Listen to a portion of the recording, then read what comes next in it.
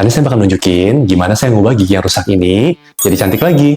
Saya Dr. Yoga, spesialis memperbaiki gigi rusak di Dental 21 Peak. Klinik kami memiliki lebih dari 5.000 review bintang 5 di Google. Hari ini aku bakal nunjukin kasus pasien ini yang cukup unik. Pasien ini kasusnya cukup unik. Gigi depannya rusak parah, tapi penambalan susah dilakukan karena gigi bawahnya yang naik ke atas, sehingga nggak ada ruang lagi untuk penambalan. Lubangnya juga sudah dalam banget, sehingga giginya harus dirawat syaraf dulu. Yuk kita mulai. Pertama, sebelum mulai, ada satu hal yang perlu saya pastikan dulu. Apakah gigi ini syarafnya sudah mati atau masih hidup? Karena kalau giginya sudah mati, kita harus rawat dulu syarafnya agar pasien tidak akan sakit gigi saat pulang. Gigi yang sebelah sini sudah pasti harus dirawat syaraf dulu karena dari ronsen terlihat syarafnya sudah infeksi.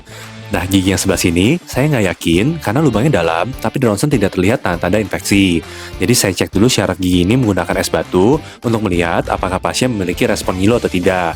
Karena syarafnya masih hidup, akan ngilu giginya saat terkena es batu.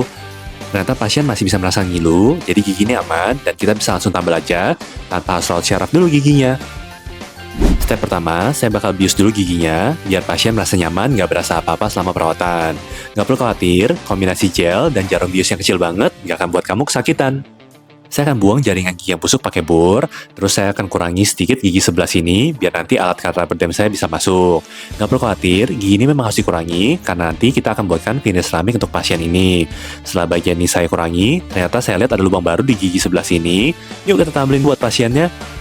Setelah itu saya mulai pemasangan karet rubber dam biar saya bisa lihat jelas giginya yang ganggu sama lidah, ludah, dan juga bibir pasien. Karetnya juga nyaman untuk pasien karena ini akan mencegah air dari alat saya ketelan oleh pasien. Saya mulai proses perawatan syaraf pada gigi seri kiri ini dengan membuka dari belakang giginya untuk masuk ke dalam syaraf gigi tersebut. Setelah kita sudah dapat lubang masuk ke dalam syaraf giginya, kita bisa mulai perawatan syarafnya. Ini jarum pemotong untuk bersihin ruang syaraf dalam gigi. Jarum ini bakal membersihkan bakteri-bakteri dalam syaraf gigi dan membesarkan ruang syaraf gigi agar obat disinfektan dapat masuk dan membunuh semua bakteri penyebab infeksi. Obat disinfektan lalu kita masukin ke dalam dan kita getarin pakai getaran sonik biar obatnya menyebar dan membunuh semua bakteri di dalam gigi.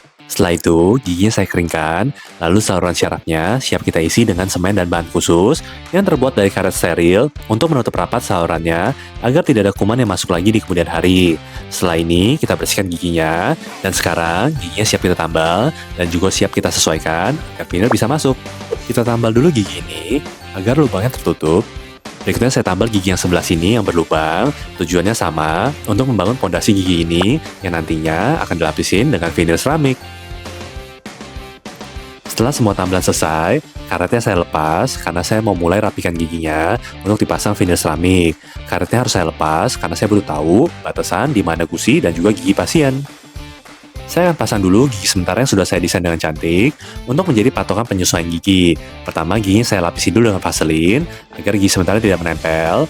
Lalu cetakan molding gigi sementara ini akan saya masukkan bahan tambalan yang akan mengeras dan juga menempel pada gigi pasien. Dengan adanya gigi ini, sekarang saya sudah punya patokan berapa banyak gigi yang harus saya sesuaikan supaya seramik bisa masuk. Contoh, pada umumnya, seramik veneer butuh ruang 0,5 mili agar veneer bisa diproduksi. Seperti yang saya bilang di awal, gigi bawahnya bermasalah karena sudah naik masuk ke dalam gigi atasnya.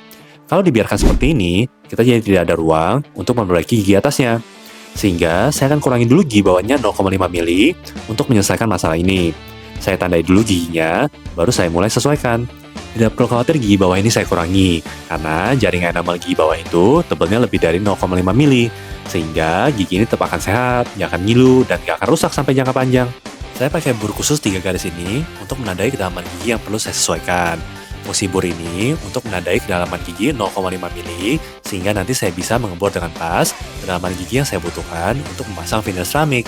Saya tandai dengan pensil pada bagian tersebut, lalu gigi sementara saya lepas, dan tanda pensil yang tersisa merupakan bagian yang perlu saya kurangi. Benang-benang yang saya pasang di gusi ini bertujuan untuk mendorong gusi agar saya dapat melihat jelas garis dudukan seramik veneernya. Dudukan ini paling penting saat kita kerjain veneer, karena ini akan menjadi perbatasan di mana finish keramik dan juga gigi asli bertemu. Kita mau dudukannya rata, jelas, biar finish keramik bisa duduk dengan rapat pada gigi. Benang-benang ini juga melindungi gusi agar tidak terkena bor saya. Ini saatnya saya melakukan proses finishing pada gigi ini. Jika ada sudut yang tajam, saya bakal haluskan dengan baik. Kalau tidak, nanti finish keramiknya jadi nggak masuk atau pecah gara-gara sudut tajam ini. Setelah selesai, giginya saya cetak dengan scan 3D agar kita dapat produksi finish keramiknya. Ini dia hasil penyesuaian giginya. Ini keramik siap kita produksi di lab. Sebelum pasien pulang, saya buatkan dulu gigi sementara untuk pasien, biar pasien pulang giginya nggak ompong. Pas pasien pulang, saya langsung mulai produksi gigi keramiknya di lab. Pertama, tim lab saya akan desain dulu giginya di komputer. Kita pastikan bentuk giginya cantik, simetris, dan juga rapi. Ini hasil desainnya. Kita bakal kirim desain ini ke mesin pemotong keramik kita agar dibentuk menjadi veneer. Setelah gigi selesai dipotong, gigi ini akan diteksturing dan dipoles agar bentuknya menjadi cantik dan natural. Gigi depan yang tidak ditekstur akan terkesan palsu di mulut pasien.